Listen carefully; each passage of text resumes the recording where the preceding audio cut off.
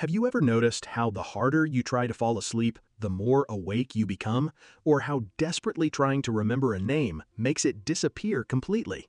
This is the strange and frustrating reality of life. Sometimes trying too hard is exactly what pushes success further away. This is called the paradox of effort. We are taught from childhood that effort equals success. Study harder, work harder, push harder, and you'll get better results. And to some extent, that's true. But there's a hidden limit. Beyond that point, effort stops helping and starts hurting. Think of your mind like a clenched fist. When you try too hard, your mental state becomes tense, rigid, and narrow. Creativity drops, clarity fades, your brain shifts from a natural flowing mode into a forced, pressured one. And in that state, performance actually declines. This is why athletes often choke under pressure. A cricketer who easily hits sixes in practice suddenly struggles during a high-stakes match. A public speaker forgets simple lines on stage. A gamer who dominates casually suddenly makes mistakes when they need to win. It's not because they lack skill, it's because they're trying too hard.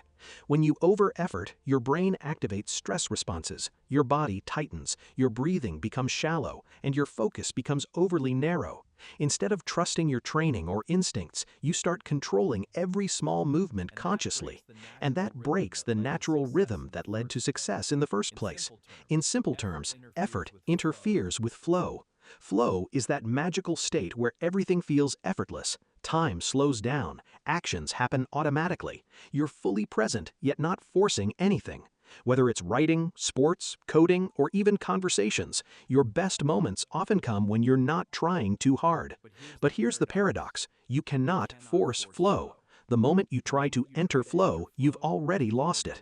So what's the solution? Stop caring? Not exactly. The real answer lies in detached effort. Detached effort means you still put in the work, but you remove the emotional pressure attached to the outcome. You prepare well, but you don't obsess over results. You act with intention, but without desperation. Think of it like holding sand in your hand. If you grip tightly, the sand slips away. But if your hand is relaxed, it stays.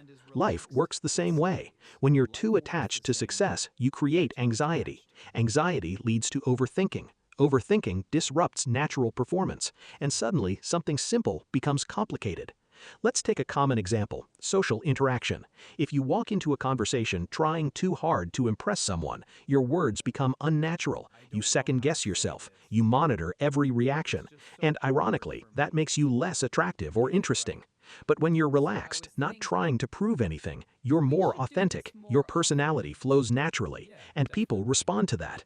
The same applies to work. When you obsess over being perfect, you slow yourself down, you hesitate, you fear mistakes. But when you focus on simply doing the task without overthinking, you often produce better results faster. This doesn't mean effort is useless. It means effort must be applied at the right stage. Practice requires effort. Learning requires effort. Preparation requires effort. But performance requires letting go. This is why the best performers train hard but perform light. They trust their preparation. They don't try to control everything in the moment.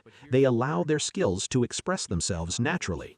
So next time you find yourself stuck, whether it's trying to sleep, trying to focus, trying to succeed, pause for a moment. Ask yourself, am I trying too hard? And if the answer is yes, loosen your grip, take a breath, shift from forcing to allowing, because sometimes the key to getting what you want is to stop chasing it so aggressively and let it come to you.